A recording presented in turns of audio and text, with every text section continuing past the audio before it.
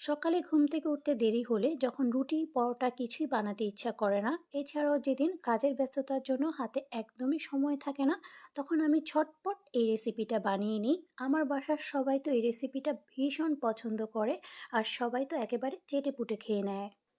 এই রেসিপিতে আপনাদের হাতের কাছে যেই সবজি থাকবে আপনারা সেই সবজিটাই ব্যবহার করতে পারবেন। এখন আমি 1.5 কাপ পরিমাণ পোলাও চাল পরিষ্কার করে ধুয়ে একটা হাঁড়িতে দিয়ে দিচ্ছি। আমি এখানে মসুরের ডাল হাফ কাপ পরিমাণ ও মুগ ডাল হাফ কাপ পরিমাণ, এগুলোকেও আমি পরিষ্কার করে ধুয়ে নিয়েছি।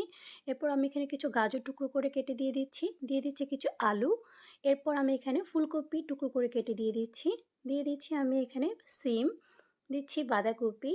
এরপর আমি এখানে দিয়ে দিচ্ছি কাঁচামরিচ, ঝালটা আপনাদের টেস্ট অনুযায়ী দিবেন। এরপর আমি এখানে দিয়ে দিচ্ছি টমেটো, এটাকেও আমি টুকরো করে কেটে নিয়েছি। দিচ্ছি তেজপাতা, দারুচিনি, এলাচ ও কিছু আস্ত রসুনের কোয়া। এরপর আমি এখানে দিয়ে দিচ্ছি পেঁয়াজ কুচি, দিচ্ছি 1 চা চামচ আদা বাটা, এখানে দিয়ে দিচ্ছি হলুদের গুঁড়া, দিয়ে দিচ্ছি আমি স্বাদমতো লাল মরিচের গুঁড়া। এখন আমি এখানে দিয়ে দিচ্ছি 1 চা চামচ জিরার গুঁড়া ও গরম মশলার গুঁড়া 1/4 চা চামচ। এখন দিয়ে দিচ্ছি সরিষার তেল 1/4 কাপ। আপনারা চাইলে কিন্তু এই রান্নাটা সয়াবিন তেল দিয়েও করে নিতে পারবেন। এখন আমি সব কিছুকে একসাথে ভালো করে মেখে নিচ্ছি। হাতে মেখে এই রান্নাটা করলে কিন্তু রান্নাটার টেস্ট অনেক বেশি ভালো আসে। এরপর আমি এখানে দিয়ে দিচ্ছি গরম পানি। আমি এখানে চাল ও ডালের দ্বিগুণ পরিমাণ গরম পানি দিয়ে দিচ্ছি। গরম পানি দিয়ে আমি এখন সব কিছুকে একসাথে ভালো করে নেড়ে ভালো করে মিশিয়ে নিচ্ছি। মিশানো হয়ে গেলে আমি এখন এটাকে চুলায় বসিয়ে দিব। চুলায় বসিয়ে দিয়ে আমি এর মধ্যে স্বাদমতো লবণ দিয়ে দিচ্ছি। এরপর লবণ দেওয়া হয়ে গেলে আমি লবণটাকে ভালো করে নেড়ে সব কিছুর সাথে মিশিয়ে নিয়ে আমি এটাকে ফুটে আসা পর্যন্ত অপেক্ষা করছি। যখন চাল ডালটা ফুটে আসবে তখন সেই পর্যায়ে আমি এটাকে ঢাকনা দিয়ে ঢেকে চুলার আঁচটাকে একদম কমিয়ে আমি এটাকে 10 মিনিটের জন্য রান্না করে নিব।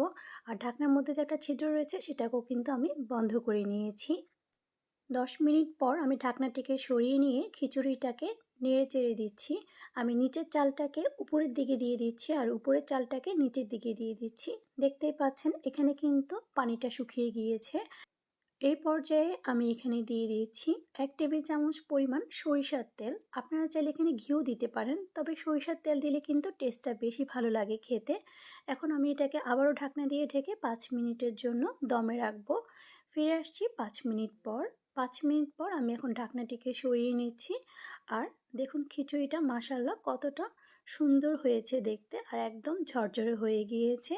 এভাবে খিচুড়ি রান্না করলে চাল ডাল ভাজার কোনো ঝামেলাই নেই, কিন্তু খেতে টেস্ট অসাধারণ হয় আর ঝটপট তৈরি করে নেওয়া যায়।